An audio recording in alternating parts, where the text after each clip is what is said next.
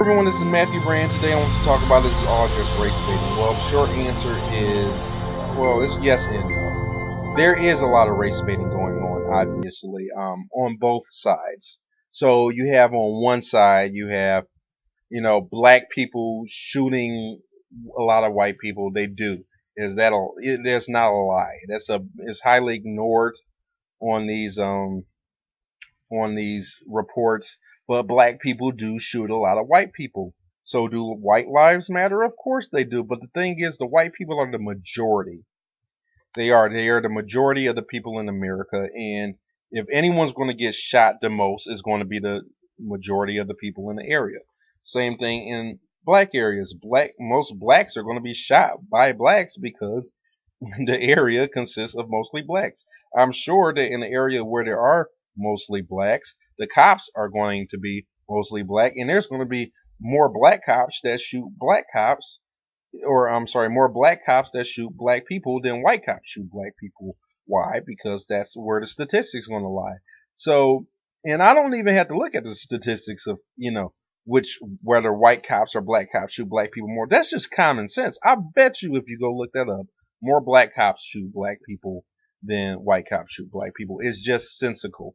That's just if the way the pie chart or the demographic of America is, if it's mostly white people and black people are all sectioned off in certain communities, that's just the way it's going to develop. So it doesn't mean that black people hate white people. It doesn't mean that. And the same goes for white people hating black people. White people aren't all looking to kill black people, but to say that they aren't desensitized to, black death would be a lie too. So yeah, are there black people who are racist against white people? Yes, absolutely. Especially if they, aren't integrated as much. Are there white people who are racist against black people? Hell yeah.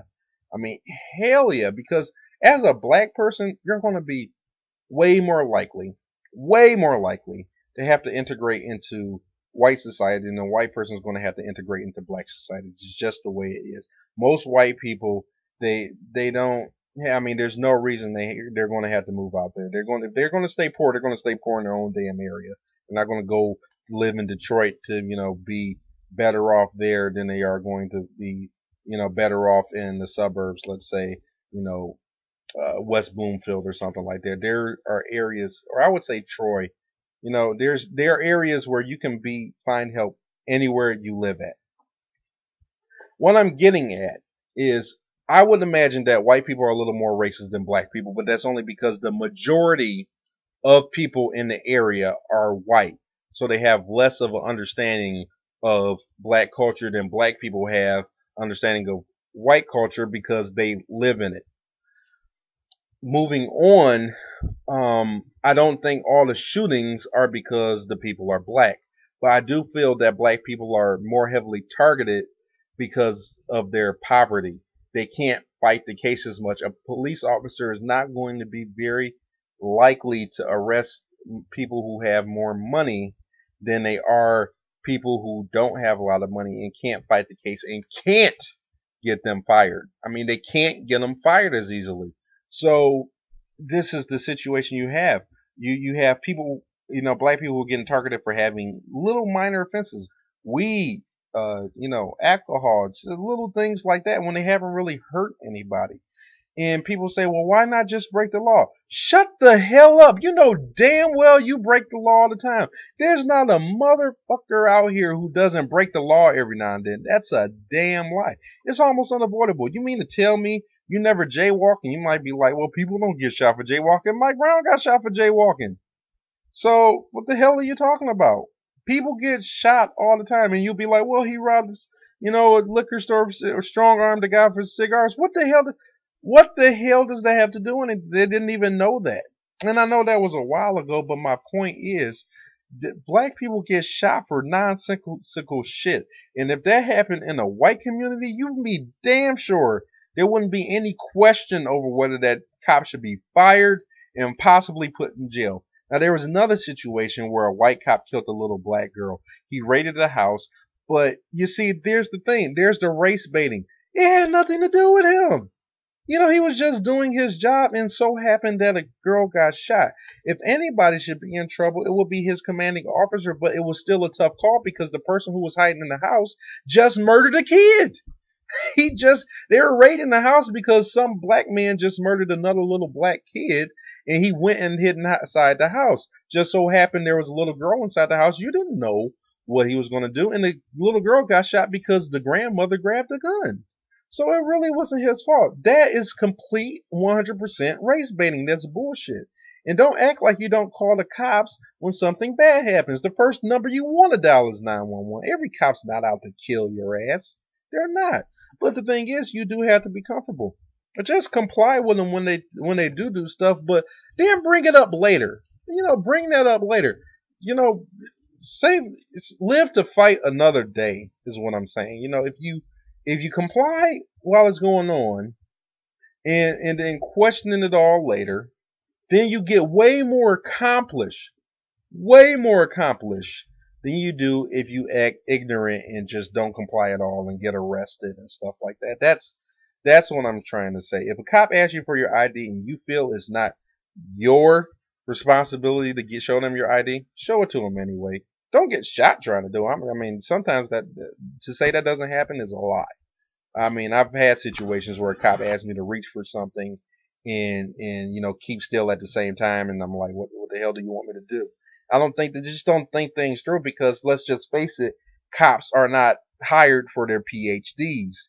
It doesn't mean cops are stupid whatsoever. No, but they don't always think things through, and then they get tired. They work long shifts. They aren't always thinking things through, but some of them are racially charged and they are, aggravated from working in that type of environment all day. They're hostile. Just try their best to comply and then bring it up later. Ask for their ID. Ask for them so you can report them later. Do that kind of crap. Don't try to create a hostile situation every time you run into a cop that's just being ignorant. White people and black people do that. I admit you can see that all over the YouTube. Especially with women. I think young women are the highest perpetrators of that because they're not used to understanding the consequences of their actions. They're too enabled and they're too spoiled. But other than that, I mean that's all there is to say to it. A lot of it's just race baiting. The stuff that looks like racism, there is racism involved in it, but it's not 90% of the problem. 90% of the problem is the fact that there's poverty and we aren't constructing ways to bring people out of poverty by, supporting themselves and keeping families together so we're not having this issue of, children not being raised right. That is the main issue we need to focus on.